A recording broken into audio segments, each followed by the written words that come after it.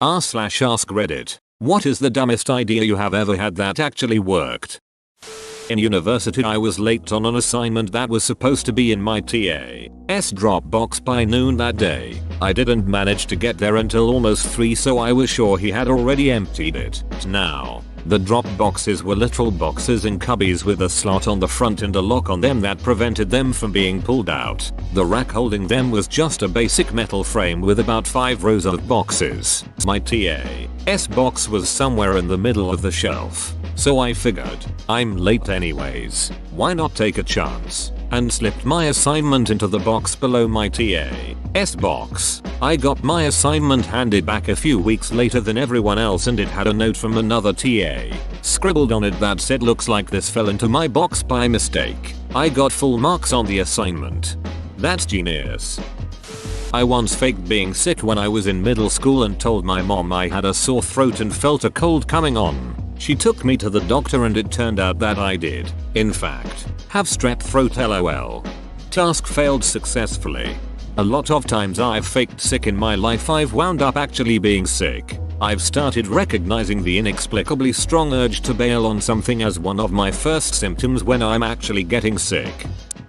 In college I was taking a class that required me to purchase an online textbook and workbook that was registered under your name, basically ensuring that each student would have to buy a new online copy each semester instead of buying used textbooks. I had a friend who took this class a semester before me, so we came up with the idea to message customer service and explain that I had recently gotten married, so my last name had changed, and I legally changed my first name from my friend's first name to my first name, and I would need them to change it in their system.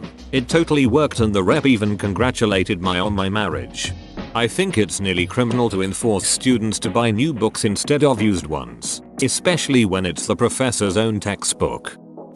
I used to know a guy who, every week, would order his Saturday night curry for delivery while sitting in the pub and then walk over the road to the curry house and get it and himself delivered home. This went on for about 10-12 weeks. One week, we were sitting having a pint and the owner of the curry house walked in, took his order, and had him picked up from the pub. He said it was easier for everyone concerned.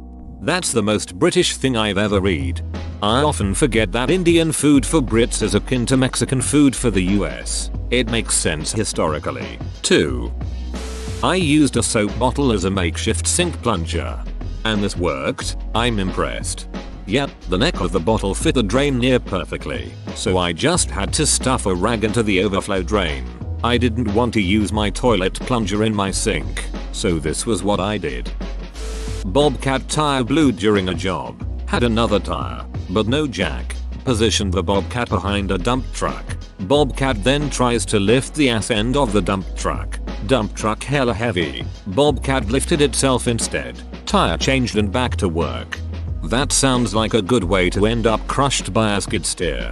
It was a dicey situation to say the least, but it was far superior to any other idea being suggested at the time. I even remember me saying this is a bad idea, and it was my idea. Put Jesus and his Wi-Fi password in church. It worked. Ha, Jesus really is the answer. Far from the dumbest working idea in the thread, but I once got an extra day to work on a video project in high school by coming to class with a video that was just a quarter second of blackness, eagerly volunteering to go first, then acting confused and scared when the file didn't work. The teacher took pity on me and told me to just bring it the following day, and I got to finish it that evening and still got full credit as if I did it on time.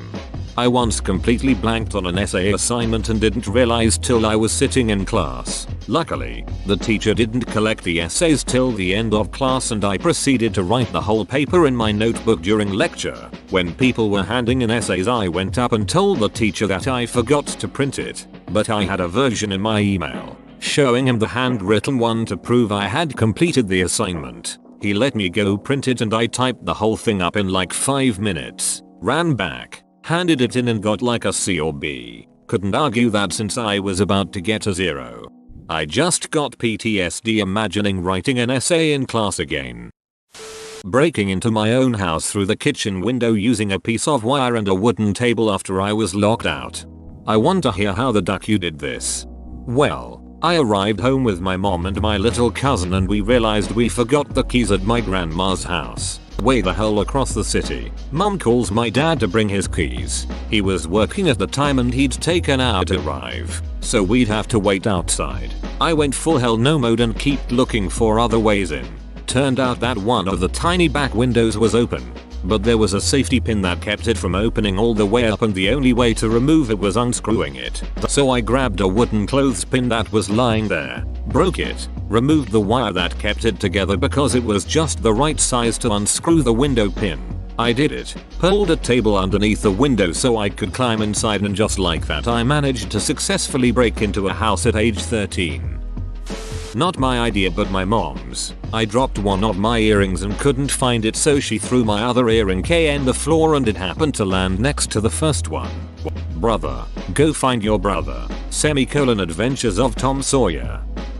It probably wouldn't work in this day and age, but back when I was young I was tired of retail and wanted an office job. I just lied my ass off and pulled a total George Costanza what with friends coached to answer their phones as a business and such. Got hired as an admin assistant and been steadily moving up since.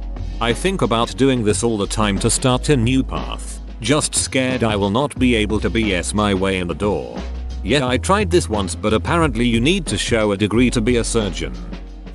We had a noisy rotating rooster weather vane, loud enough to keep people awake on windy nights, despite having been lubed, so I filled the hole the rooster rotates in with Crisco.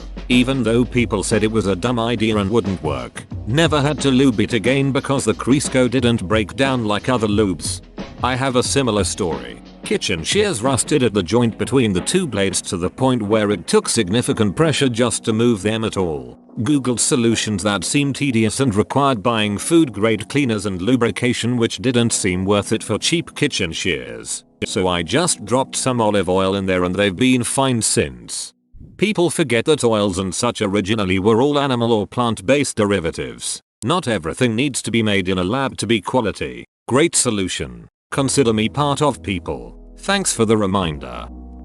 When I was brand new to the army, we were training with another unit and we had to defend the urban combat area, Mount Site, from an incoming force. We were only allowed a few hours to prepare. One guy suggested that we set up tripwires to, at least, slow them down. The doors are all painted bright blue, and all anyone had was my package of black 550 cord, parachute cord, that could easily be seen. Setting this up, we thought there was no way they would miss it. I was wrong. Instead of checking the door, like they were supposed to, the opposing force simply tried to rush through. I almost couldn't return fire due to the fact I was laughing so hard. I even put a piece, just below knee level, in the doorway to the room I was in. I turned around when I heard people falling over each other. I looked and almost the entire squad was crawling on top of each other trying to get up. I put my weapon on burst and emptied the magazine. Then fumbled with my last one as I started to laugh even harder than before. After I blindly fired down the hallway, I just leaned against the wall and the entire group and myself just looked at the scene and started laughing. Then their platoon leader came running in and tripped over the same cord. At this point I was done. Put my weapon on safe, put it against the wall, and tried not to piss my pants over the whole situation. We were at a friend's house about to cook a roast. It needed to be patted dry with paper towel, but he was all out. I semi-jokingly suggested using a couple slices of bread. We all chuckled at the idea. It worked perfectly. I might do this on purpose the next time I cook meat that needs to be patted dry. Thanks for the idea. Also a great tip for skimming fat. One time I sent a letter to a local address by putting the return address as the address I wanted it to go to, not putting postage, and dropping it off in a public mailbox. Went to them, returned to sender due to insufficient postage. A friend of mine in junior high used to do this all the time to send me random letters. Instead of using his own name, he always gave funny names on the return address. To this day I still remember the name Skippy Wayner. Hit the router slap. Thanks. If in doubt, give it a clout, words that I will forever live by. Was really desperate to leave past employer after 15 years. Had been applying and interviewing and striking out.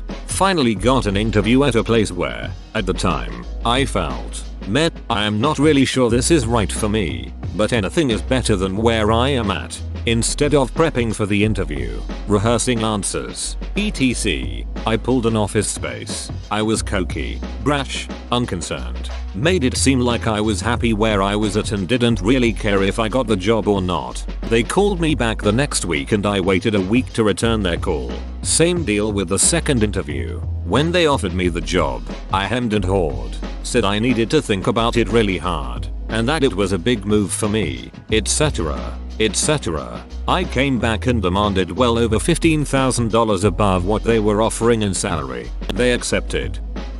I forgot to bring a resume to a job interview, but I had an index card in my bag. I cut the index card in half and wrote my name, my contact info, and creative problem solver in my best handwriting, and gave a copy of my business card to both the interviewers. I got the job. This idea could have easily gotten me fired if it went wrong. I was working as art director at an animation studio, making videos for clients. One client was especially pesky about the use of yellow in the background. They wanted it to be that of their logo, which was this horrible neon piss yellow. We advised against it, but after numerous calls we had to cave and gave a version with that color. They hated it and asked for a change. What followed were 12 versions with numerous calls in between tweaking the color over and over. Eventually I got tired of it and just sent the original version again. I didn't even bother to rename the file. The client said this looks exactly the way I wanted. Thank you. How that ever went right I still have no idea. When I was younger I got called into HR because I drew a very detailed picture of a penis. It was really good. The HR meeting happened like a week after I drew it and my only defense was I don't recall doing that. Do you happen to have the picture? It might jog my memory. They didn't have it of course because I had it. And because I didn't confess they couldn't do shit. Investigation results inconclusive. Have a nice day. But do you still have it? No, but I can give more detail. It was wearing a Santa cap and the jizz was his beard. It was around Christmas time. I'm confused. Did someone else see you drawing it and reported you? Also, why the shit are you drawing Santa penises at work? Wearing a motorcycle helmet while snowblowing. I did it because I missed riding. It kept my face warm and when snow would fly back at me the visor would protect me. I'm stuck on a cliff, but if I jump at a really sharp angle at that gravel field, I could just slide down there and be fine. Just like in TV. Every time I think about this I am amazed I'm not either flattened by a rock or impact against something. Childhood really is just the tutorial level sometimes. Childhood is just a game in attempting death in any way possible. I hated my math teacher and she was making us do a project on patterns even though we were in 7th grade. So my pattern was a series of increasingly longer sideways penises. She didn't even notice and I got an A. When I was young and broke I bought a sofa from a used furniture store. I had no way to take the sofa home. I went to a used car lot a couple of blocks away and took a truck for a test drive. In my freshman year of college, my grades were really not great, and my parents were really strict about getting good grades. When my dad asked to see my grades, I panicked and did the inspect command on the computer where you can change typefaces on the screen to read different words and letters. I changed all of my shitty grades to good grades. My dad was so happy that I did good my first year of school. He asked me to print my results. I did, and turns out he had to send them to our car insurance company for a good student discount. Ultimately, I committed insurance fraud by accident, but I got the discount. Life hack: commit insurance fraud. When I was like 7 years old I was playing in my back garden with those incredibly bouncy little balls you got. Just bouncing them high off the house and letting them bounce randomly before trying to catch them, as you did. One time I went for this huge throw off the wall and it bounced crazily off various surfaces so fast I completely lost track of it. So my 7-year-old logic was to stand back in the same place and throw another ball the same way. I watched it bounce this way and that about 10 times before finally hitting a plant and coming to a rest in a flower bed. I went over to pull back the foliage and sure enough there were both balls literally lying touching each other in the mud. At the time I was like, yep, makes sense. but over the years since then I've often thought about it and how the hell it worked. My headphones kept cutting out, so I took a toothpick and scraped the inside of the headphone jack on my phone. Several clumps of dust fell out, and afterwards the headphones worked just fine. Did the same with the charging port on my phone. I'd been assuming the contacts were broken or the cable was, but no, the plug just wasn't staying in well enough. Using a pocket knife to Skyrim lockpick a door. There was a swarm of hornets that had made a nest under the front of our porch with only one specific narrow entry in or out. Spray wouldn't work and it was right under our front door, so had no way to keep exterminating them. Then I realized why not wearing blades of metal. We did have an old 50s metal fan and I could maybe blow them away from the entrance so they had no way to get in. The unanticipated effect was that it worked, though after a few hours had created a Civil War battlefield of dead or dying hornets piling up like a zombie tower in World War Z. Every few moments you'd hear thunk as another hornet fell into the trap. So satisfying. I was pulled over for speeding by a state trooper with a car full of friends in college. I didn't have time to explain to them what I was about to do, and to just go with it. Officer is walking with that swagger walk they do when they do they're gonna write a ticket, and he comes up to the window and I'm having a full-on asthma attack, wheezing and rocking back and forth saying my inhaler ran out. Trying to get to a Walgreens for a new one. The guy was like, oh shit, follow me. I got a police escort to buy a pack of gum. Got out of the ticket. Mixing strong coffee with Monster Energy. It worked because I wrote half a book in one sitting. It was dumb because, well, had a video card die on me. Thought that maybe the solder had melted away from it overheating. So I had the idea to stick it in the oven briefly to melt the solder into place. Looked online and it is apparently a normal thing to do. Worked like a charm. My parents used to run a bed and breakfast, and we used to keep a section of the house locked. Only light security was just supposed to stop guests accidentally going into our living space. We used to keep the key on top of a door frame. Turns out the frame was hollow and there was a hole on the top. I put the key up there. It fell into the hole but didn't sound like it dropped all the way to the floor. 14-year-old me didn't realize taking the door frame off isn't a major job, so I was a bit worried my parents would kill me. Found myself a wire coat hanger, straightened it out and attached a magnet to the end to go key fishing. It was more out of desperation than anything else, but it somehow worked. I was like 7 and had a loose tooth that I couldn't pull out. Tried to string attached to the door. Didn't work. So I tied a string to it and tied the other end to my dog's collar. Threw a tennis ball. Bye bye tooth. A storm broke a limb on a tree hanging over my house in my backyard, but it was still hanging on by a few splinters. I didn't want it to fall, and it wasn't in a place where I could use my ladder to get to it. So I found some rope, tied a brick to it, threw the brick and rope over the limb, made a crude rope swing, and swung and pulled at the branch until it finished breaking. It wasn't until I was using the chainsaw to cut it up that I realized how many times during my stupid idea I could have easily hurt or even killed myself. Whoa, you made it to the end? You're a ducking beast. I'll cut you a deal. Smash like and subscribe for more curated content, bruh. It's free and that's a great price.